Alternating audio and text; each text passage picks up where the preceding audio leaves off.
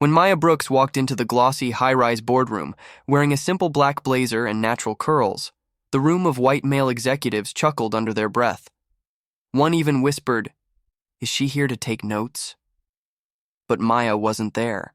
For coffee or copies, she owned the building, the company, and every chair those men sat in. In less than an hour, those smug grins would vanish. By the end of the meeting, Maya would shut down the entire operation, leaving them stunned, jobless, and speechless. They underestimated the wrong woman, and the cost of their ignorance was about to hit hard. Maya Brooks wasn't just another businesswoman, a self-made powerhouse who built a billion-dollar empire from scratch. The company in question, Riverstone Tech, had been struggling under its old leadership. Maya's firm quietly acquired majority shares a year ago, making her the undisputed CEO. But rather than announcing it publicly, she decided to observe. She had heard whispers of discrimination, misogyny, and incompetence running rampant at the executive level. So she waited, studied, and prepared. Wait a second. Tell us where you're watching from in the comments, and don't forget to subscribe for more powerful stories like this. The board meeting she walked into was billed as a strategic session to save the company. The irony? None of the executives knew Maya was the new boss. To them, she was just another face, too black, female, and soft-spoken to hold any real power. The old CEO, George Whitman, greeted her with a fake smile and a dismissive nod. "Coffee's down the hall," he said without asking her name. Maya sat quietly at the head of the table. The meeting began with arrogant slides, misleading data, and inflated self-praise. George boasted about cutting diversity programs to focus on efficiency.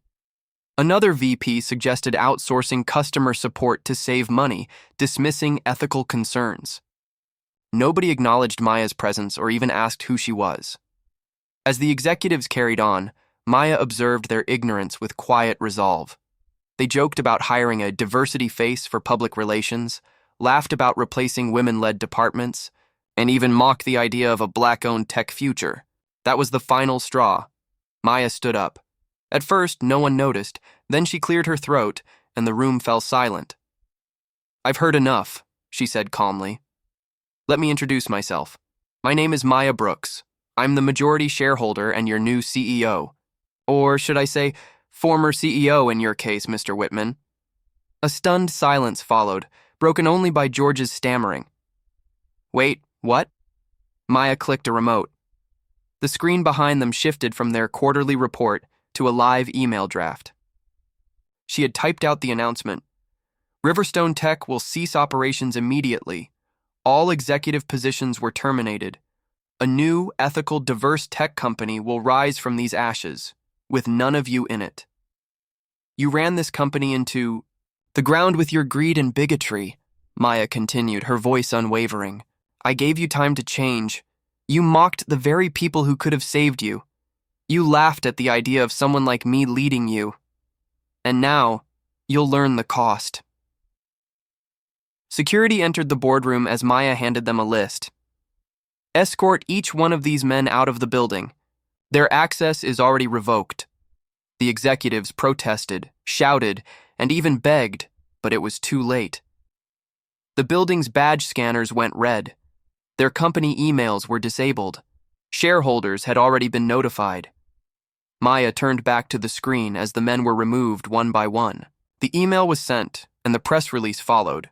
And just like that, a company built on exclusion and arrogance came crashing down at the hands of the very woman they tried to ignore. In the days that followed, the story went viral. Black CEO shuts down racist tech company in bold move for justice. Maya Brooks redefines leadership. While some called it drastic, others saw it as a necessary reset. Maya announced the formation of a new tech startup grounded in innovation, equality, and opportunity for underrepresented communities. She rehired the company's overlooked talent, many of whom had been pushed out by the former leadership. Maya's decision wasn't about revenge, it was about accountability. She reminded the world that leadership isn't about suits and titles. It's about vision, values, and the courage to burn down a toxic system to build something better. And for every young black woman watching from the sidelines, wondering if she'd ever be taken seriously, Maya Brooks lit a fire that wouldn't be extinguished. The laughter in that boardroom may have echoed briefly, but the legacy she left behind will echo for generations. If you enjoyed this story and found it thought-provoking, don't forget to like, share, and subscribe for more powerful narratives. Let us know your thoughts in the comments.